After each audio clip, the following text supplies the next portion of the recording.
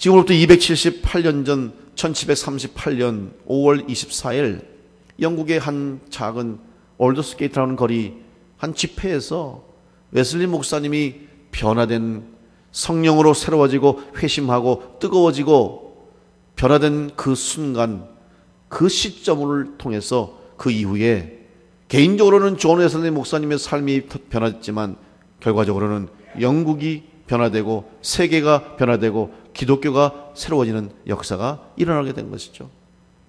바로 그것은 터닝 포인트가 되는 거예요. 개인적인 터닝 포인트뿐만 아니라 하나님의 사역의 새로운 터닝 포인트가 됐다 하는 것입니다.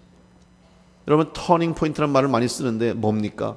말 그대로 방향을 바꾸는 거예요. 여러분, 턴이라고 하는 것은 방향을 바꾸는 것을 의미하는 거 아닙니까? 지금 내가 가는 방향, 내 삶이 지금까지 지속되고 지금 내가 어디를 향하고 무엇을 향하고 있는지 우리는 각각 자기의 삶의 방향을 가지고 있는데, 하나님 만나고 주님 만나고 성령 충만 체험하고 회심하면 우리의 삶이 바뀌게 되는 거예요. 그 중에서 제일 먼저 바뀌는 것이 바로 방향이 바뀌어야 된다 하는 것입니다.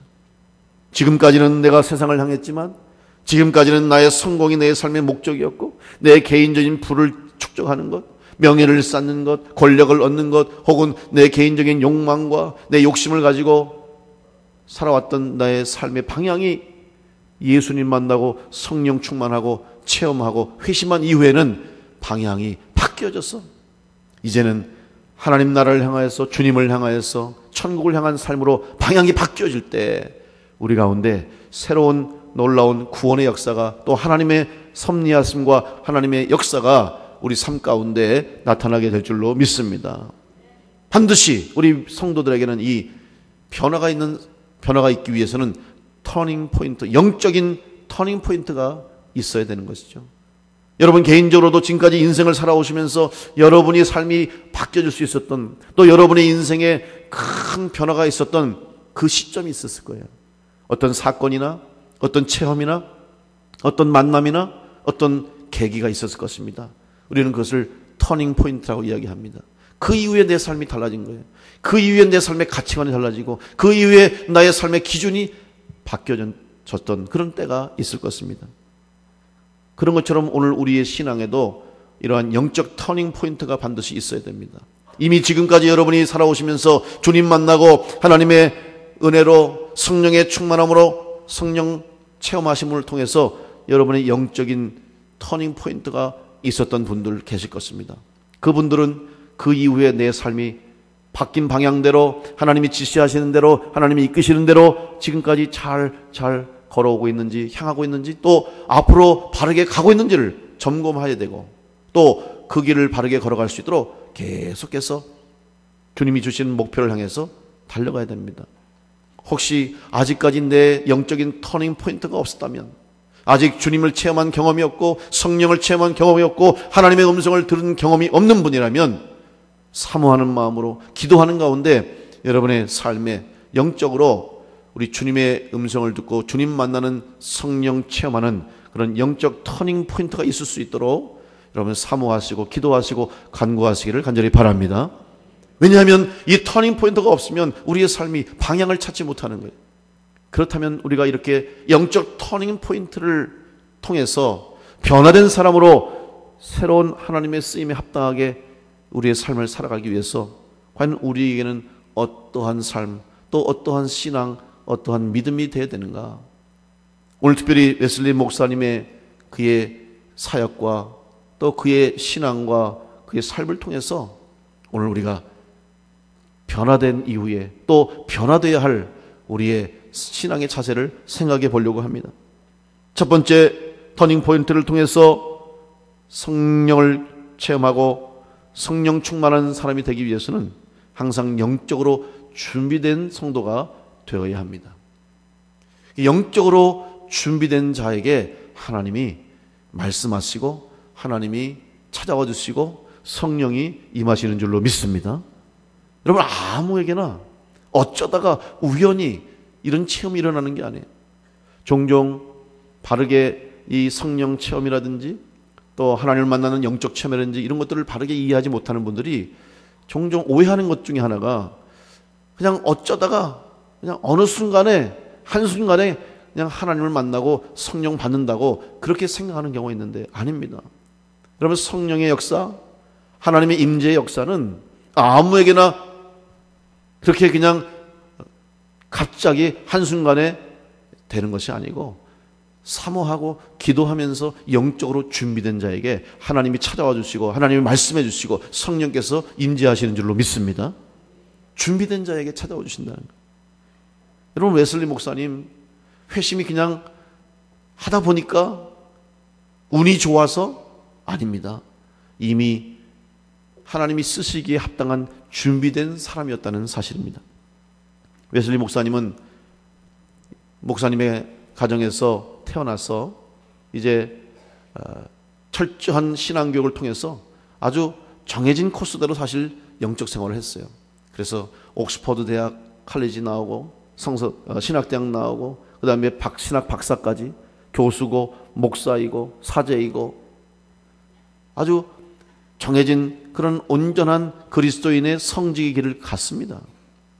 그리고 그는 젊을 시절부터 우리 청년의 때부터 책을 읽었습니다. 하나님 말씀을 읽었을 뿐만 아니라 또 신앙서적들을 읽었어요. 대표적인 웨슬리 목사님이 영향을 줬던 책 중에 하나가 지금도 우리 그리스도인들이 가장 손꼽히게 꼽고 중요하게 읽는 그런 신앙의 서적 중에 토마스 아켄피스의 그리스도를 본받아라는 책이 있습니다. 지금도 아마 많이 읽혀지는데 여러분, 그걸 존 웨슬리 목사님이 읽고 젊은 시절에 마음의 영감을 받았어요. 또 제레미 테일러의 거룩한 삶과 죽음이라는 책, 이런 여러 가지 복음 서적들을 통하여서 하나님 앞에 헌신하겠다는 결단을 합니다. 웨슬리 목사님은 이런 책들을 읽고 일기에 이렇게 기록했습니다. 나는 이 책을 읽는 중 한없는 감동을 받았다. 나는 나의 생명 전부를 하나님께 바치기로 결심하였다. 내가 나 자신에게 바친다는 것은 결국 악마에게 바친다는 것과 마찬가지다. 이렇게 기록하면서 하나님을 위해 온전히 삶을 드리겠다고 젊은 시절부터 결심을 했던 것입니다. 뿐만 아니라 웨슬리 목사님은 항상 성경을 가까이 하고 늘 성경을 읽었던 사람입니다. 그래서 웨슬리 목사님의 별명 중에 한 책의 사람이다. 웨슬리 목사님 별명이 바로 한 책의 사람이에요. 여기서 한 책이 뭐냐? 바로 성경입니다. 신학교 다니기 위해서, 목사가 되기 위해서 읽은 것이 아니라 일생토록 성경을 읽고 말씀 전할 때도 성경을 가까이 했어요.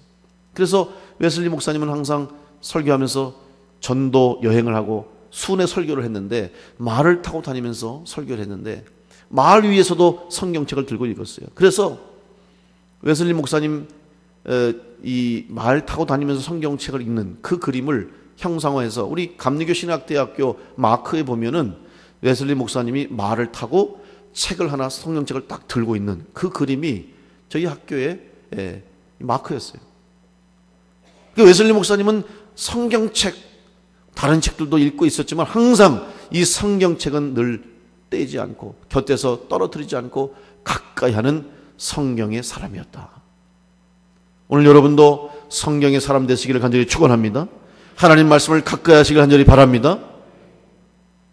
말씀을 사모하고 가까이 하고 성경 읽기를 즐겨하고 말씀을 사모하는 자에게 하나님이 찾아와 주시고 성령께서 임하게 될 줄로 믿습니다.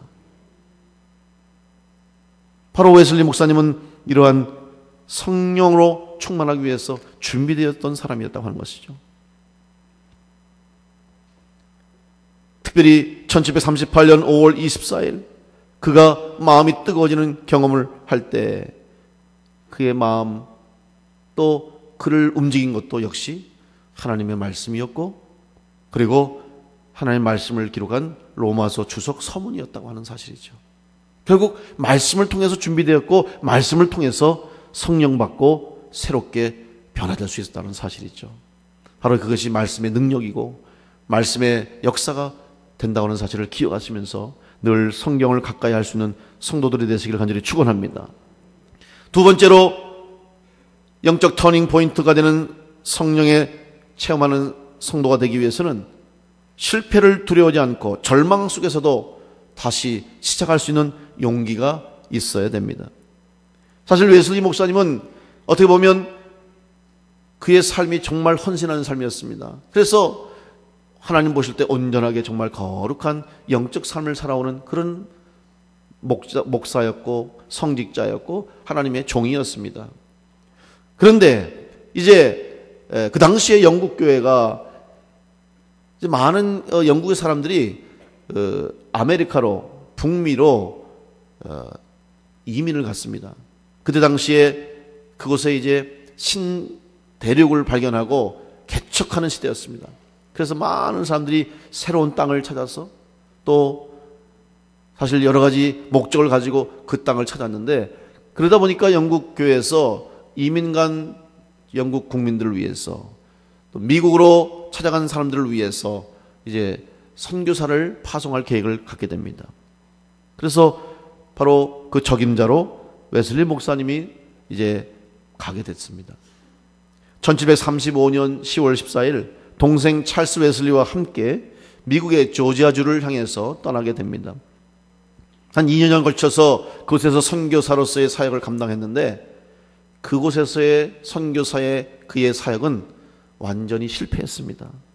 개인적으로도 소피아라고 하는 한 여인을 사랑했는데 그 사랑에서도 실패하면서 그가 개인적으로도 상처를 입었고, 또한 여러 가지 일을 통해서 그곳에서 했던 그 선교 사역이 아무 열매도 거두지 못하고 결국 실패하고 이제 다시 고국으로 돌아오게 됐습니다. 웨슬리 목사님으로서는 지금 상당히 좌절한 상태예요. 그가 지금까지 해왔던 그의 사역과 그의 신앙생활은 철저한 영적 생활에 의해서 준비되고, 또한 그가 정해진 모든 규칙에 따라서 흐트러짐이 없이 잘 해왔는데, 선교지에 가서도 잘 될 줄 알았어요. 자기의 생각대로 자기가 공부하고 자기가 준비하고 자기가 계획한 대로 잘 될 줄 알았죠. 그러나 전혀 뜻밖의 실패를 만나게 됩니다. 그런 가운데 돌아오는 중에 뱃속에서 배가 풍랑을 만나게 됩니다. 그 대서양 거센 파도를 이제 이기지 못하고 배가 이 좌초할 그런 파손할 위기를 만날 정도로 큰 풍랑을 만납니다. 사람들은 이제 죽음을 예감합니다. 이러다가 죽는구나, 이러다가 내가 끝나는구나. 사람들이 우왕좌왕 불안해하고 두려워하고 초조해합니다. 웨슬리 목사님의 마음도 마찬가지예요. 죽음 앞에 불안과 두려움을 느꼈어요. 그런데 어느 한 무리들의 모임 보니까 찬송을 부릅니다. 그 속에서 찬양을 부르고 그리고 말씀을 읽고, 웨슬리 목사님 가서 보니까 너무나 평안한 거예요. 자기는 지금까지 누구보다도 성경을 읽고 신학 공부를 하고 교수로 목사로 누구보다도 철저하게 신앙생활을 해온다고 해왔는데, 그런 자기에게는 지금 죽음 앞에 두려움과 불안과 초조와 공포가 밀려오는데, 도대체 저들은 누구이기에 이 죽음이 엄습한 위기 속에서도 평안할 수 있을까? 찬양할 수 있을까? 그리고 담대히 기도할 수 있을까? 상당히 큰 충격을 받았어요. 그래서 그 모라비안 교도들과 함께 교제하기 시작합니다. 또 그들의 모임을 통해서 결국 회심을 체험하는 경험을 하게 되는 것이죠. 실패하고 사역 속에서 좌절하고 낙심했던 웨슬리 목사님이지만 다시 시작할 수 있는 새 계기를 얻었다는 것입니다. 그동안 형식적으로 외적인 경건만을 추구해왔던 자기의 삶을 종교 생활이라고 판단하게 된 것입니다. 그리고 종교적인 생활은 결국 무기력한 것이 될 수밖에 없다는 겁니다. 여러분, 예수님도 바리새인들을 비판하실 때 왜 비판했습니까? 여러분, 바리새인들을 정말 얼마나 철저하게 신앙생활하는지, 오늘 바리새인들의 신앙생활을 하려면 우리는 따라갈 수가 없어요. 정말 율법대로 살려고 애쓰는 사람들이에요. 정결하게 살려고 애쓰는 사람들이에요. 생각하는 것, 행동하는 것, 말하는 것, 먹는 것 하나 24시간 그의 삶 자체를 구별되어 거룩하게 살려고 애쓰는 사람들이 바리새인이에요. 오늘 우리가 아마 그 바리새인들처럼 살라고 하면 우리는 다 두 손 두 발 다 들 거예요. 얼마나 철저하게 사는 사람들인지 몰라요. 그런데 주님께서 왜 그런 사람들을 향해서 비판하셨는가? 그것은 바로 껍데기만 있다고 하는 것 때문에 그랬어요. 외적인 모습, 행위, 그리고 겉으로 드러나는 것만으로는 참 생명을 얻을 수 없고 구원을 받을 수 없다는 거예요. 웨슬리 목사님이 여기서 그것을 철저하게 느낀 거예요. 그는 그의 일기에 이렇게 기록하고 있습니다. 나는 외관상 훌륭한 신자이다. 위험이 없을 때는 설교도 잘하고 믿음도 좋다. 그러나 죽음이 그 무서운 입을 벌리고 나를 엄습할 때는 나는 불안과 공포에 어찌할 바를 모르고 죽는 것도 내게 유익함이 된다는 담대한 고백을 감히 할 수 없게 되었다. 자기의 믿음을 돌아보면서 그 좌절함 속에서, 슬픔 속에서 자기의 약함을 돌아보게 되는 거예요. 근데 오히려 이러한 실패, 또 자기의 믿음이 이렇게 한계가 있고 그동안 자기가 살아왔던 신앙의 삶과 신앙생활이 잘못되었다는 것을 깨닫는 순간에 오히려 새로운 회심과 새로운 부흥의 역사를 준비할 수 있는 계기가 된 것입니다. 여러분, 실패를 두려워하지 마시고 여러분 담대함으로 하나님의 일에 힘쓰는 성도가 될 수 있도록 이제 주신 사명, 우리 앞에 주어진 일들을 향해서 다시 한번 주님과 함께 걸어갈 수 있는 믿음의 성도들이 되시기를 간절히 축원합니다. 세 번째로 터닝 포인트를 체험하는 성령의 사람이 되기 위해서는 우리 모두 다 복음의 열정을 가지고 헌신해야 됩니다. 여러분, 성령 충만한 사람의 공통점이 뭔지 아십니까? 헌신하게 된다는 거예요. 성령 받은 사람은 헌신하게 되어 있습니다. 다시 말하면 헌신하기 위해서는 성령 충만 받지 않으면 안 된다는 거예요. 헌신은 쉬운 게 아니에요. 희생은 쉬운 것이 아닙니다. 어떤 분들은 처음에 자기 열정만 가지고 헌신하려고 분이 있어요. 그래서 열심히 믿어보려고 내가 각오를 했습니다. 다짐을 했습니다. 그리고 그냥 올해부터 교회 봉사하겠습니다. 그래서 열심히 봉사하고 충성하고 헌신을 시작했는데 얼마 가지 못해서 지쳐서 다 나가 떨어지는 거예요. 왜? 성령의 힘을 얻지 못하고 인간적인 힘으로는 주님의 일을 할 수 없기 때문입니다. 성령만이 우리를 주님 앞에 온전히 쓰임받게 할 줄로 믿습니다. 웨슬리 목사님, 바로 회심한 이후에 그의 삶이 온전히 하나님 앞에 드려지는 삶이 됐어요. 그는 평생 죽는 순간까지 설교하기를 계속했고 전도하기를 계속했던 열정의 사람이었습니다. 웨슬리 목사님은 이제 그의 회심을 통해서 설교가 달라졌어요. 그전에는 그 영국 국교회, 지금의 성공회입니다. 성공회가 정한 교구, 교회 안에서만 설교를 했습니다. 또 실제로 그 당시에 영국 국교회에서는 법으로 교회당 안에서만 설교를 하게 되어 있었어요. 그런데 웨슬리 목사님이 성령 충만받고 회심한 이후에 뜨거웠어요. 복음을 전해야 되겠다는 뜨거운 열정을 가지고 있으니까 이 교회 안에서 믿는 사람들에게만 설교를 해서는 안 될 것 같아요. 지금 저 밖에는 더 많은 사람들이, 더 많은 영혼들이 죽어가고 있고 이 복음을 들어야 되는데 어떻게 이 안에서 오는 사람에게만 설교하겠는가? 그들이 교회로 들어오지 못하면 다 죽게 되는 거 아닌가? 멸망하게 되는 거 아닌가? 이 생각하니까 견딜 수가 없어서 그들을 찾아갑니다. 시장통으로 찾아가고 광산에 찾아가서 광부들에게 전하게 되고 고아원을 찾게 되고 교도소를 찾게 되고. 그런데 영국 교회 법으로는 아닌 거예요. 그래서 영국 국교에서 법을 지켜라, 교구 안에서만, 그리고 교회 안에서만 설교하라는 거예요. 웨슬리 목사님은 아니다, 복음을 전해야 된다. 결국 교회에서 법을 지키지 않음으로 해서 이 웨슬리 목사님이 영국 국교의 성공회에서 이제 쫓겨나게 되는 겁니다. 파문을 당하는 거죠. 교구가 없어진 거예요. 교구가 없어진다는 것은 설교할 자리가 없어지는 것이고 교회가 없어지는 거예요. 그러면 목사로서 할 일이 없어요.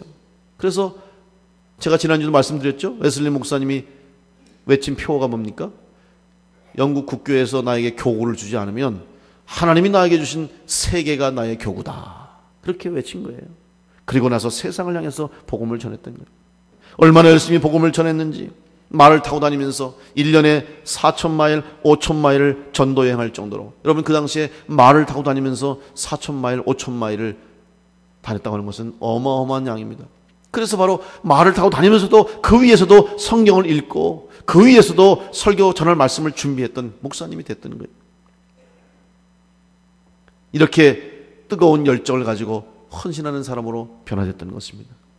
오늘 우리 교회와 사랑하는 성도 여러분, 여러분도 다 하나님을 통해서 주신 사명을 가지고 성령의 충만한 체험받은 성도로 영적으로 새롭게 되어서 여러분에게 주신 하나님이 주신 사명과 주님께서 맡겨주신 귀한 사역을 감당할 수 있도록 뜨거운 열정 가지고 헌신하는 우리 믿음의 성도들이 되시기를 간절히 축원합니다.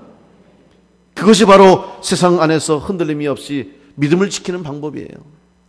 믿음을 지키는 자가 되기 위해서는 빼앗기지 않으려고 하는 것이 아니라 오히려 나가서 내가 가진 것을 가지고 헌신하고 충성할 때 우리의 믿음을 지키는 거예요. 수동적으로 그냥 지키려고 하면 어느새 다 잃어버릴 수밖에 없어요. 어떤 사람은 사도로, 어떤 사람은 선지자로, 어떤 사람은 복음 전하는 자로, 어떤 사람은 목사와 교사로 삼으셨으니 이는 성도를 온전하게 하여 봉사일을 하게 하며 그리스도의 몸을 세우려 하심이라. 여러분 각자에게 주신 하나님의 사명이 다 다름을 깨닫고 내가 할 수 있는 일들을 통해서, 여러분이 할 수 있는 일들을 통해서 교회를 세우고 주님의 몸을 세우고 하나님의 사역을 이룰 수 있는 믿음의 성도들이 되시기를 간절히 축원합니다. 웨슬리 목사님은 80세 그의 일기에 자기가 건강하게 계속 사역할 수 있는 이유를 뭐라고 썼냐 하면, 첫 번째, 나를 부르신 하나님의 은혜로, 하나님의 부르심이 합당하게 쓰임받게 하시는 하나님의 은혜로 건강하게 살 수 있다. 첫 번째로 하나님의 은혜를 고백했습니다. 여러분도 하나님의 은혜로 사명 감당하고 하나님의 은혜로 살아갈 수 있기를 간절히 축원합니다. 두 번째는 복음을 전하기 위해서, 설교하기 위해서 매년마다 4,000마일, 5,000마일씩 전도여행을 하기 때문에 오히려 더 건강해졌다. 여러분 주님의 일을 하면 할수록 영육이 강건해질 줄로 믿습니다. 주님의 전에 기쁨으로 헌신하면 헌신할수록 여러분의 삶에 풍성한 은혜가 임하게 될 줄로 믿습니다. 세 번째로 정해진 시간에, 일정한 시간에 일어나고 일정한 시간에 말씀 듣고 일정한 시간에 삶을 살았다고 고백합니다. 네 번째는 항상 설교하는 삶을 살았기 때문에 오히려 건강했다. 여러분 설교하면 할수록 지치는 게 아니라 힘을 얻었다는 거예요. 여러분 복음 전하면 전할수록 여러분 영육에 힘을 얻게 되실 줄로 믿습니다. 다섯 번째는 항상 심신을 유쾌하게 가졌다. 다시 말하면 주님이 주시는 즐거움으로 살아간 줄로 믿습니다. 여러분 삶에, 여러분 가정에 주님이 주시는 하늘의 기쁨이 충만하시기를 간절히 축원합니다. 그리스도인의 삶은 기쁨의 삶이 되어야 되는 거예요. 부활하신 주님 만난 성도들은 기쁨으로 승리할 수가 있습니다. 이제 1791년 3월 2일 웨슬리 목사님은 하나님의 부르심을 받으면서 임종하면서 이렇게 마지막 임종을 남겼습니다. 가장 좋은 것은 하나님이 우리와 함께 계신 것입니다. 이 마지막 말을 하고 하나님의 부름을 받았어요. 그래서 웨슬리 목사님 묘비에는 이렇게 적혀 있습니다. 세계는 나의 교구다. 그 말과 더불어서 가장 좋은 것은 하나님이 우리와 함께 계십니다. 바로 여러분이 바로 하나님과 함께 하시는 성도가 된 줄로 믿습니다. 여러분의 인생, 여러분의 삶에 하나님이 동행하신 줄 믿고 성령이 충만한 성도로 여러분 삶의 터닝 포인트를 통해서 하나님의 쓰임대로, 하나님께서 부르신 대로, 성령이 역사하신 대로 쓰임받는 믿음의 성도들 되시기를 간절히 축원합니다.